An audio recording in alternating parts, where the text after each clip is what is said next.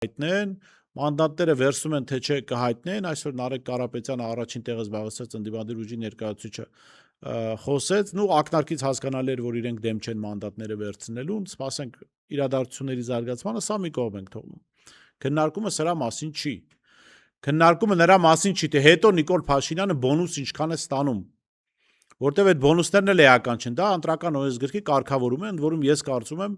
իշխանության ուզուրպացիա ապահովող կարգավորում է։ Եվ սրա համար մենք պետք է դատապարտենք այն իշխանությանը, որ բերել է սահմանադրությունը եւ ընտրական օրենսգիրքը 2015 թվականին եւ դրանից հետո։ Անթույլատրելի կարգավորումները, սա էլ առանձին թեմա, որի մասին կխոսենք։ Այդ բոնուսները ամեն ինչը մի կողմ ենք դնում։ Աշխարհը մի բան է արձանագրել, որ Նիկոլ Փաշինյանը եւ քաղաքացիական պայմանագիրը իր կազմակերպած ընտրություններում տոտալ ազդեցության պայմաններում ստացել է 50%-ից պակաս ձայն։ Սա է աշխարհը արձանագրելու։ Աշխարհը չի արձանագրելու, թե հետո Փաշինյանը անասնագողությամբ զբաղվեց, թե չէ,